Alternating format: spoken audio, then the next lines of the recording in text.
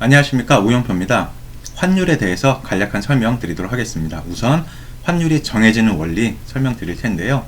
저는 이러이러한 책을 쓴 작가이기도 합니다.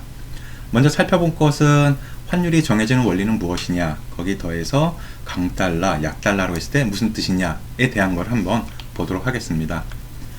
환율, 사전적인 정의를 보면 한 나라의 화폐와 외국 화폐의 교환 비율, 이렇게 가리키고 있는데요.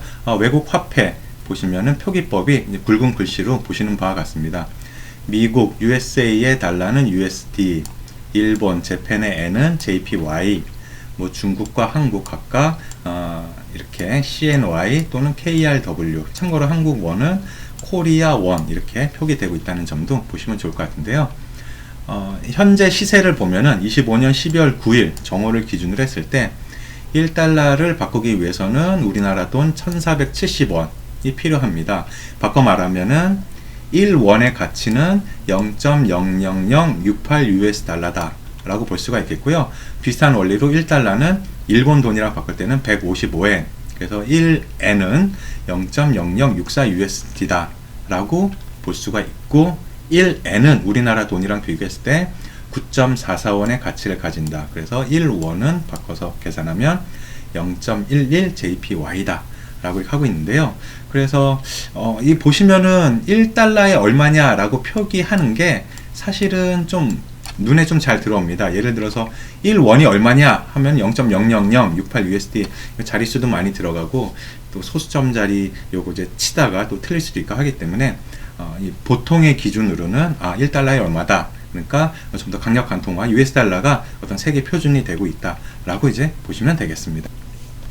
이제 환율이 상승 또는 하락하는 이유, 이렇게 경제 뉴스에 나오는 이유는 결국에는 수요와 공급의 원리가 적용되기 때문입니다. 잘 아시는 바와 같이 수요가 많아진다. 그러니까 달러에 대해서 달러가 많이 필요해 라고 하는 경우에는 달러의 몸값이 높아지겠죠.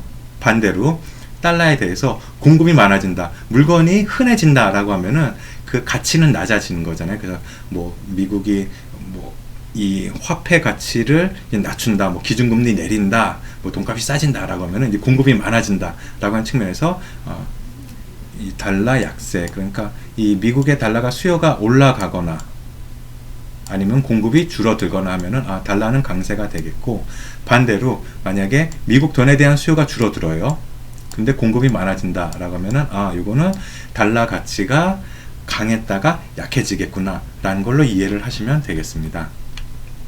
너무 뻔한 이야기죠. 수요가 많으면 가격이 상승하고 공급이 많으면 가격이 하락하고 하는 기초 원리를 이미 알고 계시리라고 봅니다. 그래서 각국의 통화 역시 물건 거래하듯이 통화별로 수요와 공급의 원리가 작용이 됩니다. 그래서 이 각국, OECD 국가를 비롯해서 전 세계가 한 200개 국가 된다고 하잖아요.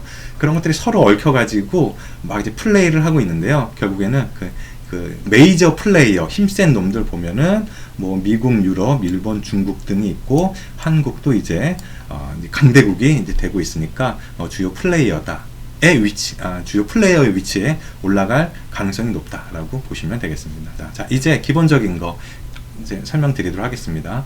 수요 원인을 먼저 보도록 하겠습니다. 수요와 공급이 이렇게 그 균형을 이루는 지점, 그러니까 이 맞닿는 부분이 그 가격이 정해지는 거 아니겠습니까? 달러에 대해서 달러 수요를 한번 예를 들어 설명드려 볼게요. 이 수요가 많아진다 라고 하는 거, 그러니까 미국 채권을 매입한다. 우리나라도 지금 한미 관세 협상에 의해서 미국이 얼마 투자한다 하는 거 있지 않습니까? 그러면은 미국에 있는 채권을 매입한다든가 공장을 세운다든가 할 때 그러니까 미국 돈으로 바꿔서 이제 그 나라에 투자를 해야 되는 거니까 달러 수요가 이제 늘어난다라고 하는 걸로 보시면 되겠고요. 국가 차원에서는 그렇고, 기업 차원에서는 공장 설립 등등의 기업 활동에 미국에 공장 세워서 현지인들에게 월급을 줘야 된다, 부품을 사야 된다라고 하면은 달러로 거래하니까 이제 달러가 많이 필요해집니다. 또 개인의 경우에는 미국 주식에 투자하겠다 또는 미국 ETF에 투자하겠다 하는 식으로 미국에 투자한다라고 하면은 우리나라 원화를 미국 돈으로 바꿔서 현지에 투자하는 거잖아요. 그러면은 원화는 주고 이 달러를 받고 달러에 대한 수요가 늘어나고 하는 걸로 이해하시면 되겠습니다. 그래서 뭐 달러와 결제 등등에서 기타 수요가 있는데요.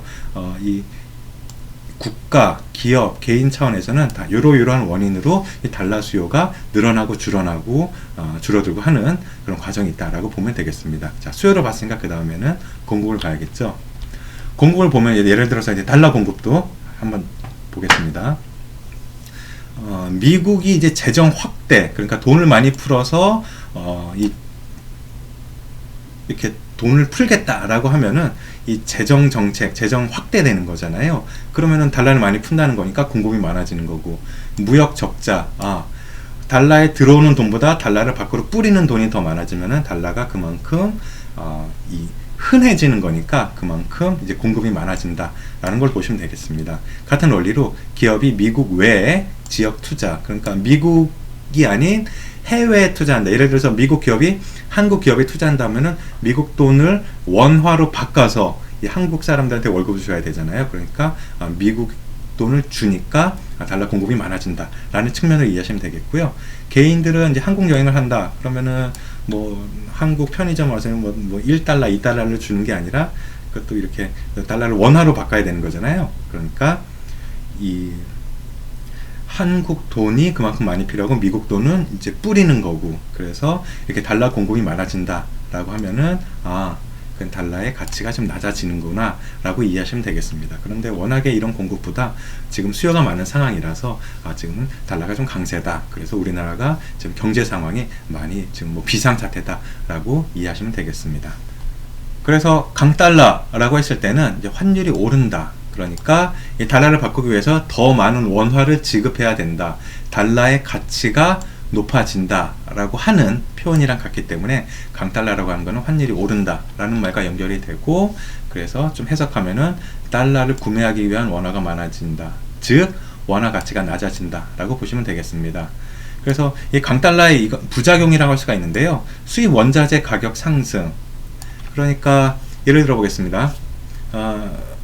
뭐 대표적으로 휘발유가 있죠. 그러니까 주유소에서 기름을 넣으려고 하는데 뭐 1리터에 뭐 1달러다 라고 했을 때 1달러가 1,400원이던 시절에는 주유소에서 그냥 1달러어치 그러면은 1,400원 돈을 줘야 되잖아요. 그런데 1달러가 1,500원이 됐다 하면은 휘발유를, 그러니까 휘발유라는 그 물건의 어떤 특성이나 이런 것들은 변하지가 않는데 그냥 단지 이제 표시하는 값이 올라가는 겁니다. 그래서 기름값 많이 올랐네요. 1,500원 이렇게 줍니다. 그런데 이게 국가 단위로 하게 되면은 그 휘발유나 석유 이런 것들이 결국 달러로 거래하잖아요. 그러면 줘야 될 원화가 더 많아지고, 원화가 더 많아진다는 거는 그만큼 원가가 올라가는 거 아니겠습니까? 그래서 수입하는 원자재에 대해서 가격이 상승하면 결국에는 이거는 가격 상승과 이로 인한 물가 상승이랑 연결이 됩니다.